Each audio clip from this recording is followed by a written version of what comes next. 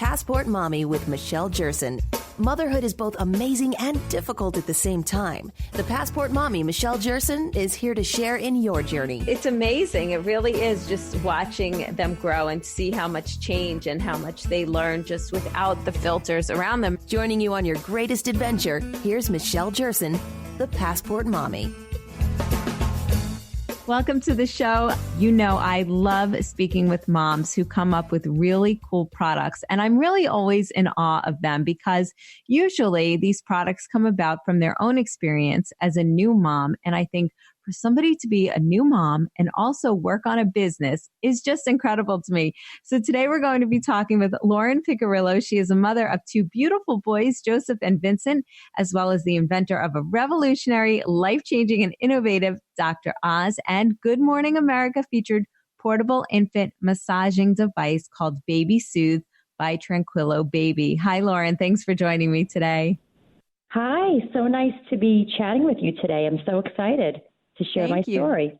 Yes. And I want to hear all about this because I have to say, I met the company that you licensed your product to at a recent event, and they gave me a sample of this baby massager. And I will tell you about my own personal experience with it in a little bit, but tell me a little bit about the background and just how you started this product and why. Well, thank you so much. I'm so happy that you were able to, try the product out. I feel so honored.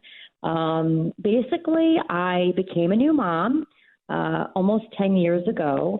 And, I was sleep deprived, as so many, new parents feel. You're anxious, you're overwhelmed. And I would hear my son crying at nighttime, and I just felt so desperate to, calm him and soothe him.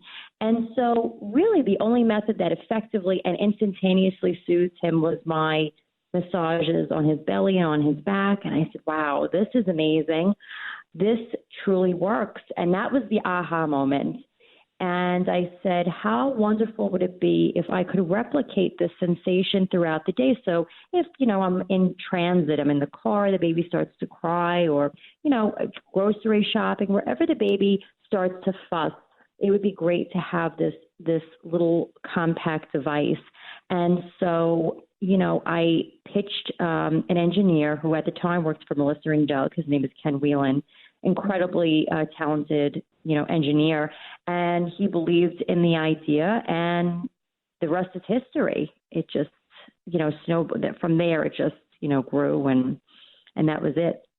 Amazing. So tell me about how it was featured on Good Morning America with Lori Grainer in 2014 and Dr. Oz with Barbara Corcoran in 2017. So you've had the eyes and ears of the Shark Tank crew. Yes.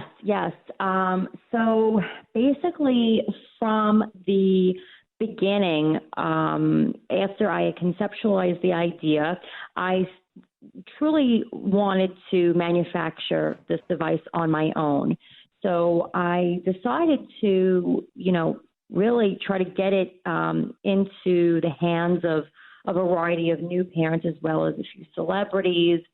And then of course, I had a pediatrician by the name of Dr. Jen Trachtenberg, who's world renowned. She's just fantastic. She had endorsed the product. And so, little by little, I just kept, achieving and, forging ahead. And so, yes, I was actually on Kickstarter back in 2014 to sort of gauge interest and see if new parents, new mothers would like this type of innovative device. And I received the feedback that I wanted. And from there, I then was able to get on to Good Morning America. We actually beat out tens of thousands of contestants.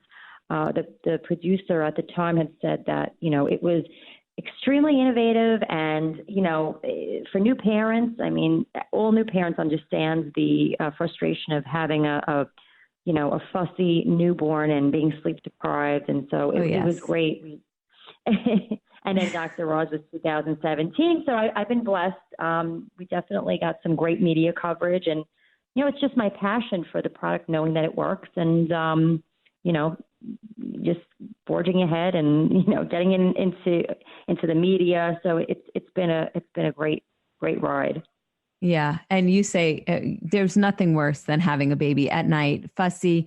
You can't get them back to sleep. You're exhausted or in that supermarket line when your baby's having a meltdown. And I have to say, I was telling you that I used it the other day.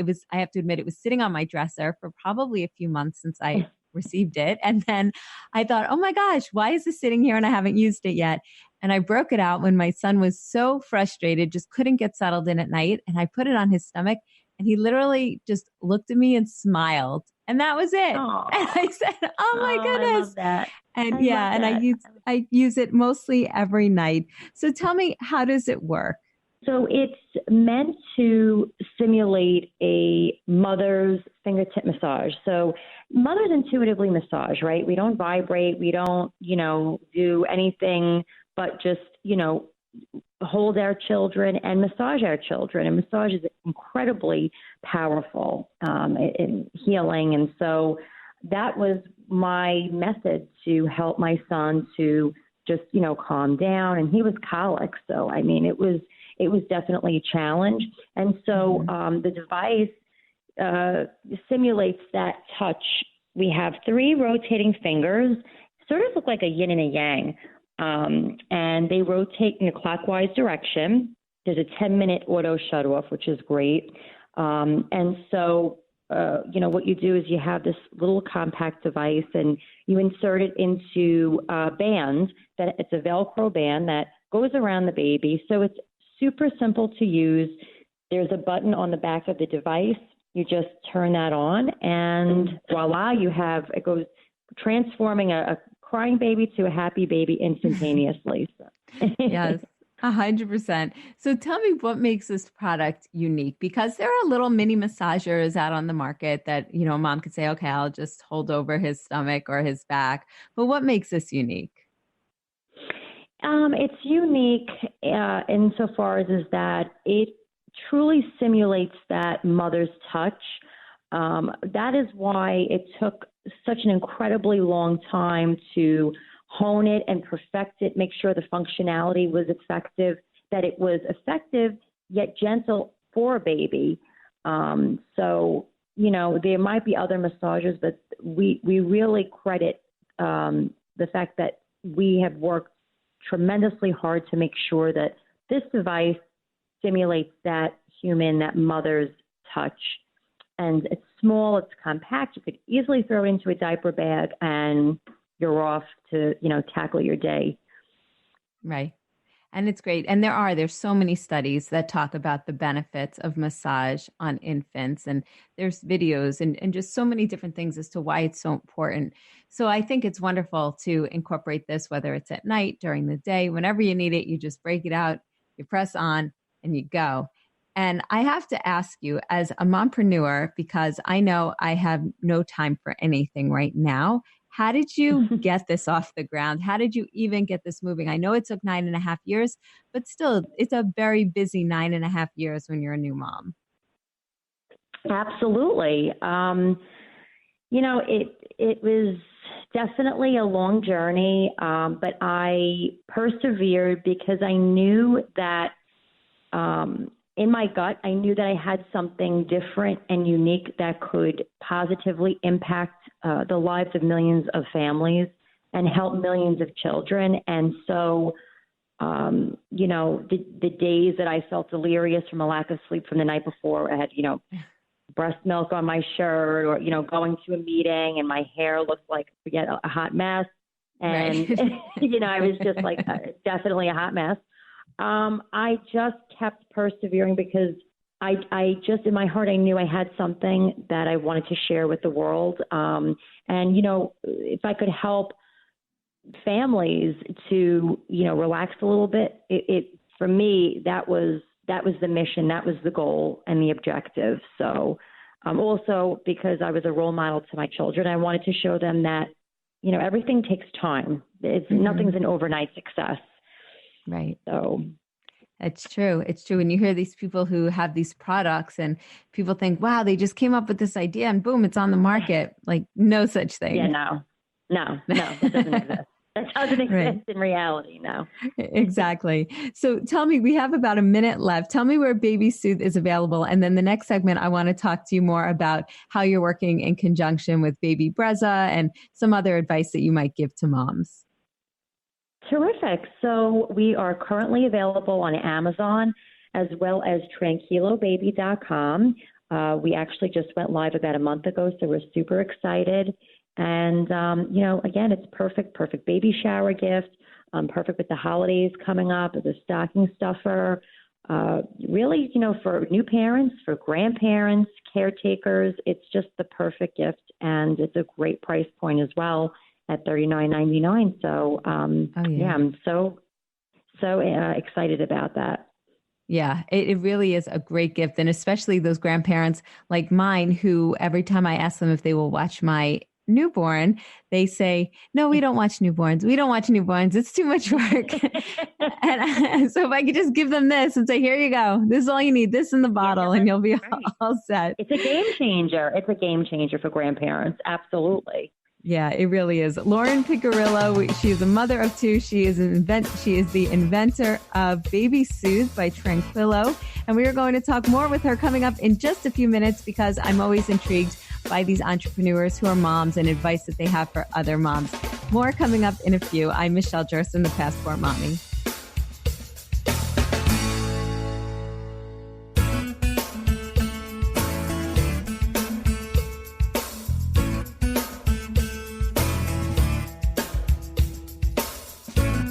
Motherhood is a journey. Joining you on your greatest adventure, here's Michelle Jerson, the Passport Mommy.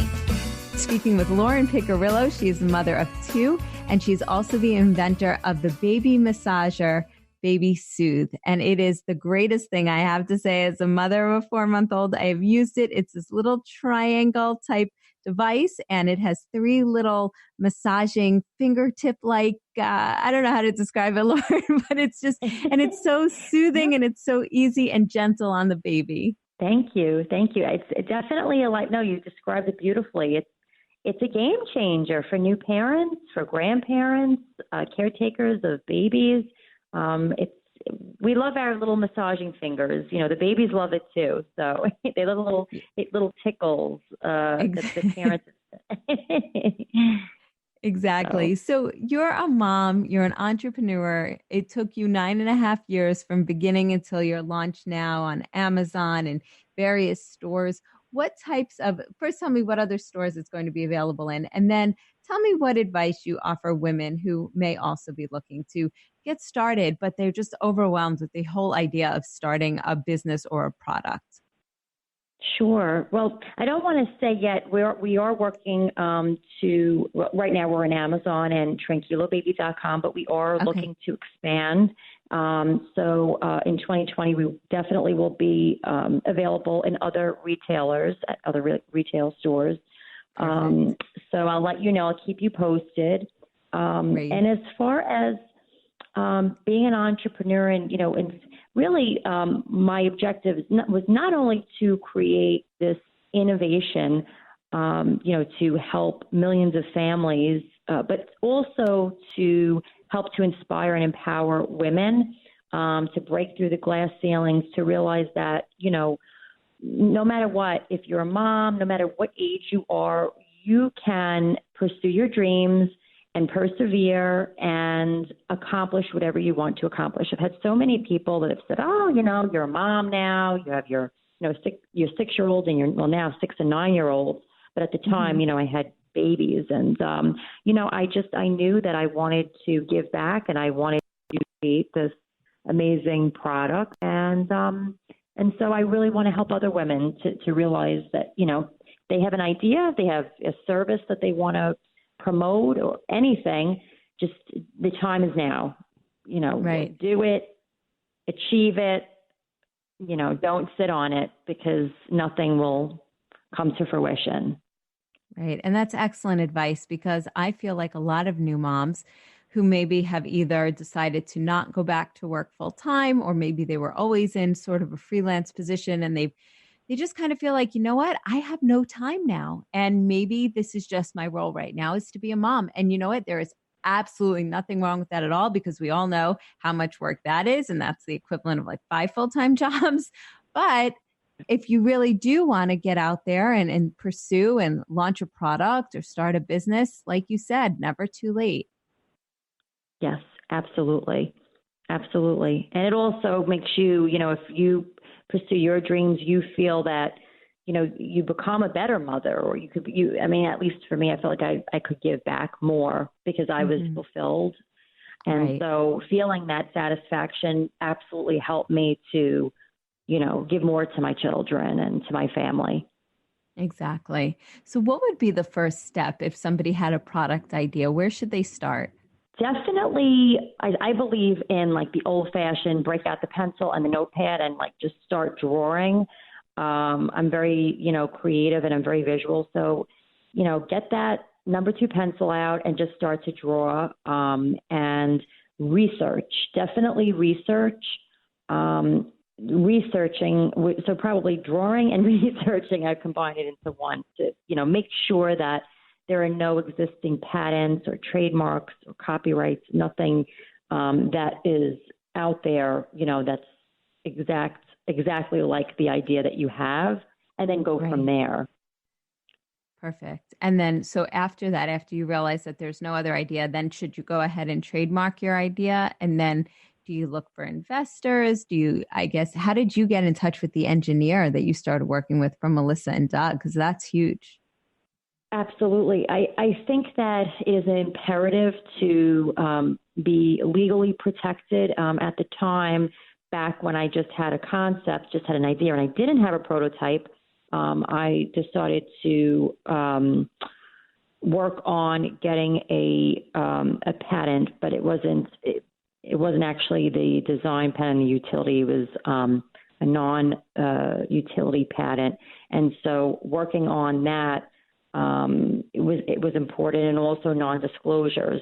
So, whenever I would approach, for example, the engineer who I was connected to, I used to work at Scholastic for a number of years. So I was connected to the engineer through Scholastic, and just, speaking to him, I knew that I had the non-disclosure. So it's important that, because every situation is different and every product is different. So, just make sure that before you approach anyone that you're as legally protected as possible. You could go on LegalZoom. You don't necessarily have to, hire an attorney right away. But again, every situation is different. And for myself, I eventually needed the licensing attorney, patent attorney, and then I, just progressed and moved. Amazing. Forward. Lauren Piccirillo, thank you so much for joining me today, the founder of Baby Soothe, which is like the best gift you can get a new mom or a grandparent or anyone pretty much who knows having a baby for the holidays. You can get it at tranquillobaby.com or on Amazon. Lauren, thank you so much for joining me. Passport Mommy with Michelle Jerson.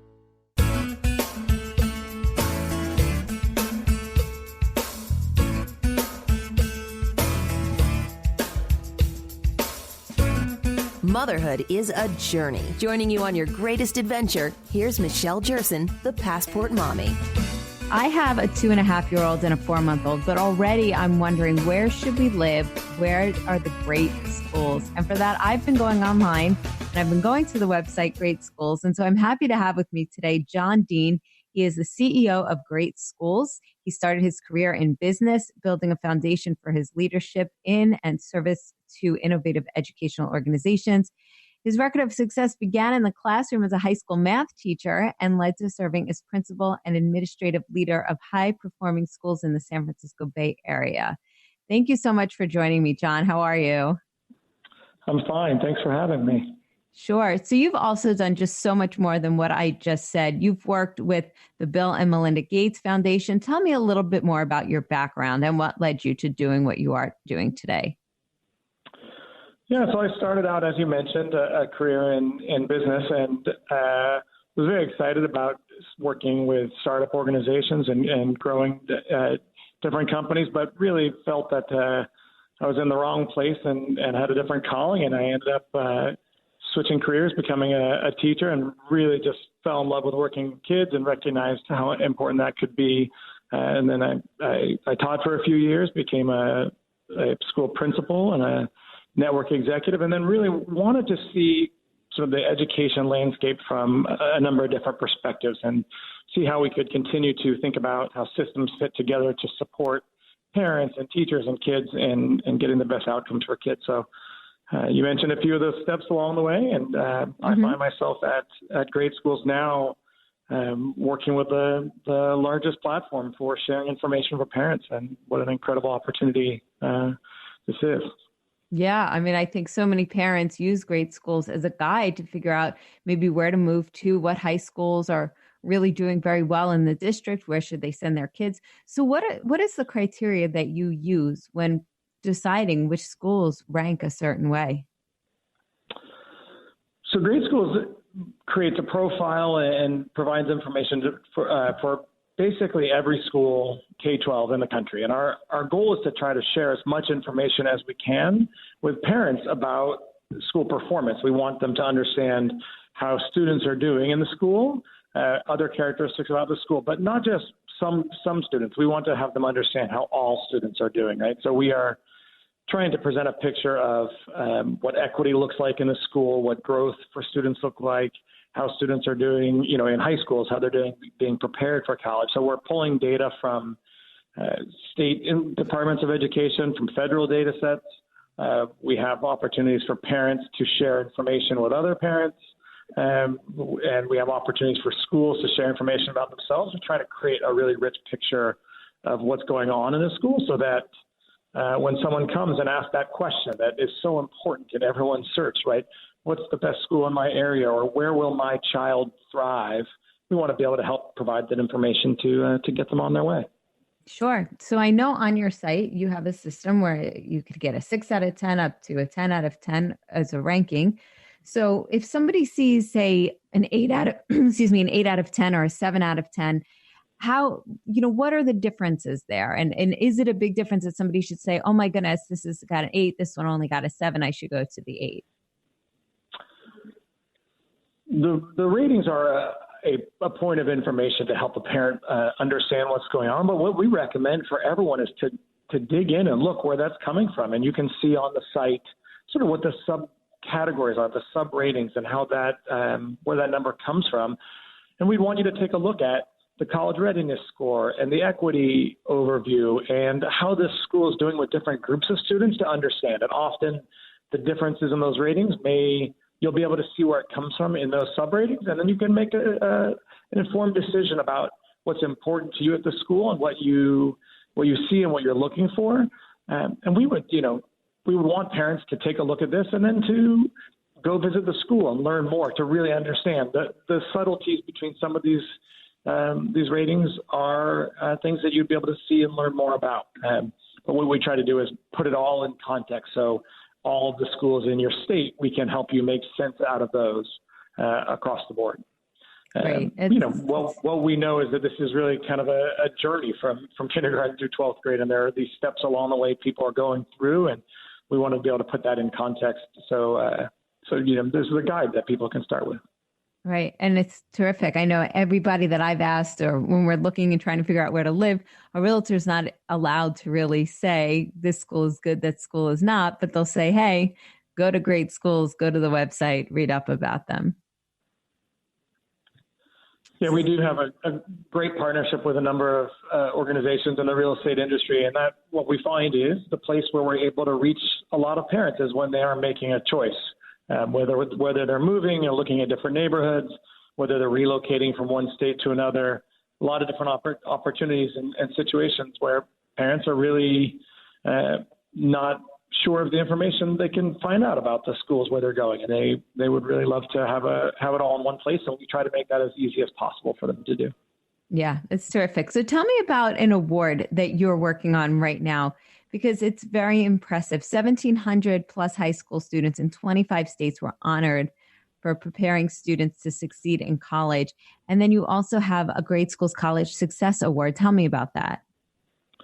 This is one of the most exciting things we've been able to do lately. we created the College Success Award 2 years ago. So we've now gone through 2 cycles of this. And we've been able to recognize 1,700 schools across 25 states that are doing an exceptional job of preparing students to not just get into college, but to succeed in college as well.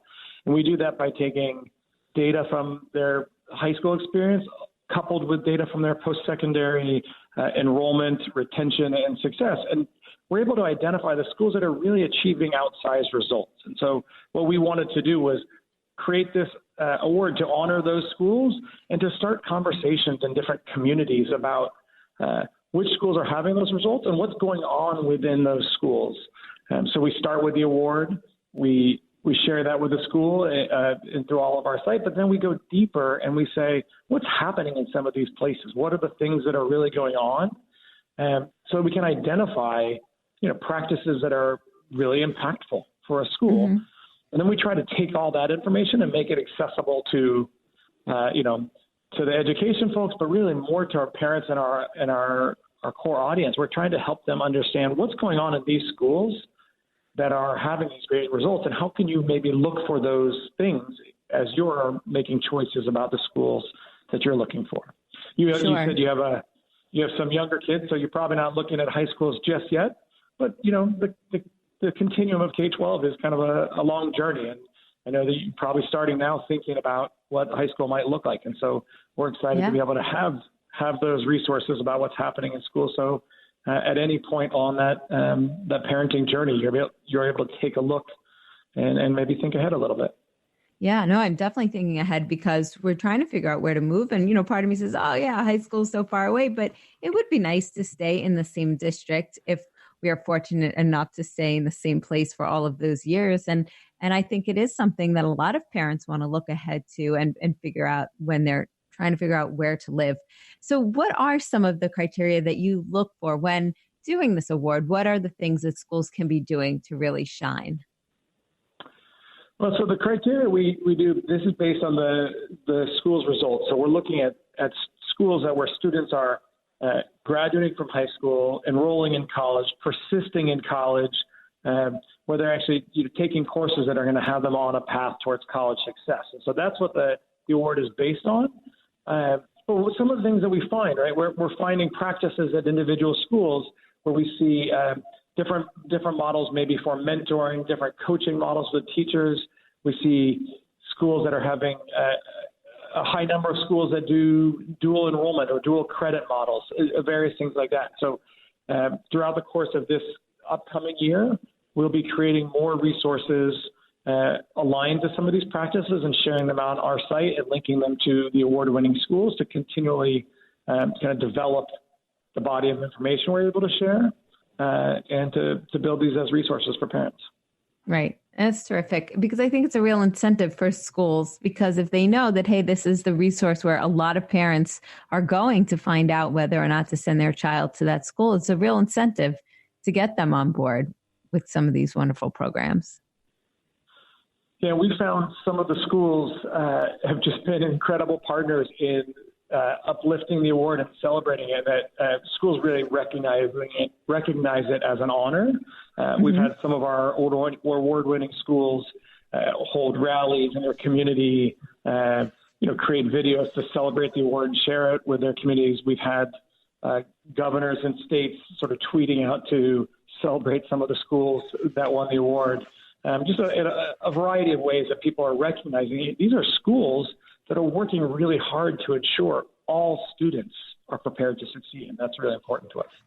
Right. And especially when you talk about low income families, because a lot of times they get brushed aside, those schools, or maybe they don't have the resources that they need to really be on par with some of the other schools. Exactly. We often find that when we talk about schools that are preparing kids for success, all students are lumped together and we see sort of an average number, right? We see a certain percentage of our kids are going to college. What we wanted to do was look at and say, how are each subgroup of students doing so that we're making sure that low-income students, students of color, all the students in the school are actually succeeding when they head off into their post-secondary paths. So the access to this data allows us to do that, really allows us to put that kind of equity lens on what we're seeing. And it gives us a lens that hadn't previously been available without having access to the data from both the K-12 system and the post-secondary systems. Right. So how long has Great Schools been around for? So over 20 years now, Great Schools has been providing information to parents. It's pretty crazy how long this is the work has been going. And we serve over 40 million users every year. About half the parents of school-age children in America are coming to Great Schools at some point. Yeah, 100%. So what tips do you have for parents maybe who are looking, who are trying to figure out which schools are right for them? Because I feel like, too, even though a school might get an incredible rating, it might not be a great school for their child. How does one differentiate? What should parents be looking for? This is such a personal thing for every parent, and that's what's so important to us is that we can provide that, core information about results in the school. We can tell you what's going on and what the school is saying about itself and what other parents say. But we just recommend that every parent kind of start there, dig in, and then start to, especially as you're early in the journey, start to identify what's going on at different schools and what feels right to you, how what a school is saying or what you see about the school resonates with what's important to you and your family. And then, for parents who have access to be able to visit schools and take a look, we recommend digging in and talking to teachers and others in the school. There are a variety of things that you can do to build on the information that we have to kind of help you make that broader choice. And I think you said no one school is right for everyone. We're very clear on that. Different models of schools, different sizes, a whole bunch of different characteristics that will help you identify whether the school is right for you. But that's part of the journey that we hope that we can help parents as they go through. Yeah. And you brought up a good point, going to visit the schools. I feel like a lot of parents don't feel that they can or should visit a school if their kids aren't in there, but why not go there and talk to the teachers, talk to the principals? I think it's one of the most important things that parents can do if they have access and time to be able to do that. And, schools all across the country open their doors to help prospective families identify if it's a good fit for them and to help them understand what the services are and what they've got going on at the school. I would also say one of the other things we do at Great Schools is besides the individual school and the search, we have newsletters and parenting tips and content that we share. We have a grade by grade newsletter where, we bring parenting advice and ways to support your child to life from kindergarten all the way through 12th grade. And so we, as parents, are trying to identify what is it that's important to me and how do I help support my child. We also recommend people subscribe to those newsletters and get that insight coming to them regularly so you can actually help build out your own picture of what's important to you and how to look for it and identify it within a school. Perfect. Jon Deene, Great Schools. You could go to greatschools.org. Thank you so much for being with me today. Very informative. I really appreciate it. I'm Michelle Jerson, the Passport Mommy. More coming up in a few.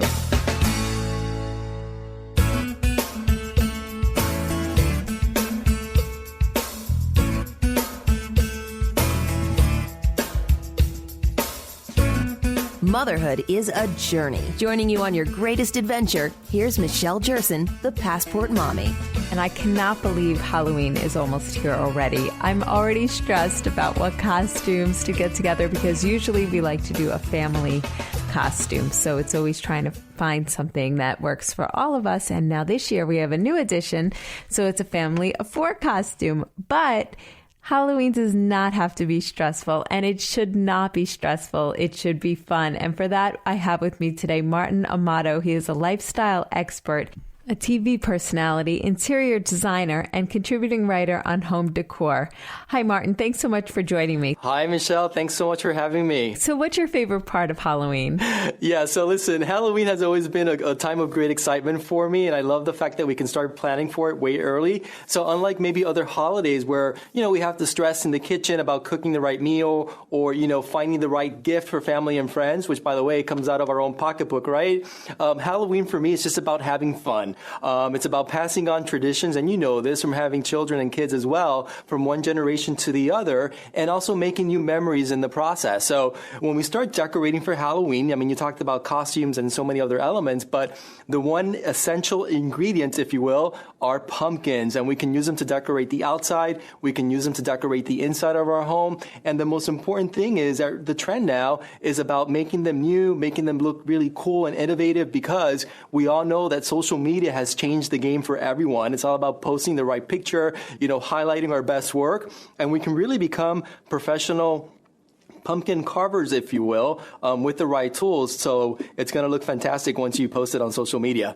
Yes, there is so much that we could do with pumpkins that are just so much fun. And also so many other activities that aren't going to scare the kids, because I have a 4-month-old who just got scared at the hibachi dinner we had last night. So what are some of your other suggestions for activities that are not so spooky? Oh my gosh. Well, that's a very good question. And yes, spooky things will always have a place in Halloween. However, you can make them a little bit more whimsical. But for me, it's all about just the trend is about coming together, and you know this, and being creative. So you can carve some amazing pumpkin designs with the right tools. So, Pumpkin Masters, they make the process so much easier. Everything is with step-by-step instructions. They provide the tools and they provide the pattern. So yes, you can start with a very traditional jack-o'-lantern design that you see right here, and then you can get more intricate as your confidence grows. But I can promise you that you get these amazing professional results with the Pumpkin Masters all-in-one toolkit. And they have so many other kits as well that you can actually be inspired by to come up with some really cool, unique designs. So you get these amazing results, and I would say they're not necessarily spooky, right?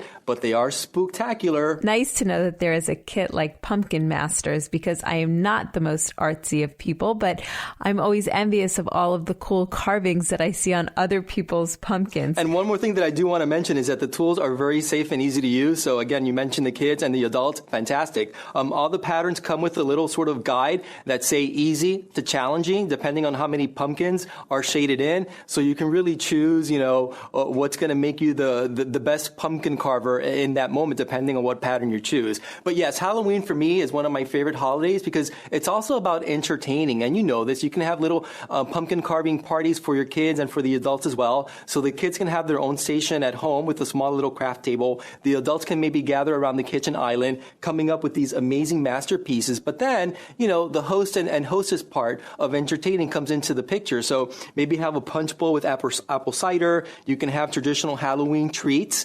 It wouldn't be Halloween, of course, without the treats. So maybe cookies in traditional Halloween colors, like the black and the orange that you see right here. Of course, candy corn. But I will say this, that if you are looking for a healthier alternative to all the sugar, sometimes in candy, we're all guilty of this, go ahead and actually use the real pumpkins that you're carving out as you're carving the designs and toast them in the oven. So you can come up with some really healthy and tasty alternatives for the kids too. So keep that in mind. Yeah, I love that idea. The other day I bought a pumpkin and my 2.5-year-old and I sat and we colored and we carved the pumpkin, and then she helped me pull out all of the seeds, and we went through and we baked them all, and it was a whole big activity, and she absolutely loved it. Right, yeah. And you know what? I'm sure you're taking pictures, you're creating those beautiful moments between, mom and the children, and those memories are going to last, a lifetime. And it's so beautiful to see because, as I said at the beginning, it's about passing on those traditions from one generation to the next, all through, pumpkin carving of all things, right? But I love it. Like you said, there's so many things we can do around the Halloween season. It doesn't have to just focus on the one day. You can go check out your local farms. You can go on hay rides, pick some pumpkins. So many wonderful activities. So, Martin, where can people go for more information? For more information, Michelle, you can visit pumpkinmasters.com for more carving tips and tricks. Thank you so much. I'm Michelle Jerson, the Passport Mommy. And don't forget, you could check us out on Twitter, Facebook, Instagram at Passport Mommy, and you can always head to my website, passportmommy.com, and drop me an email if there's a topic that you'd like to hear on this show. Thanks so much for listening.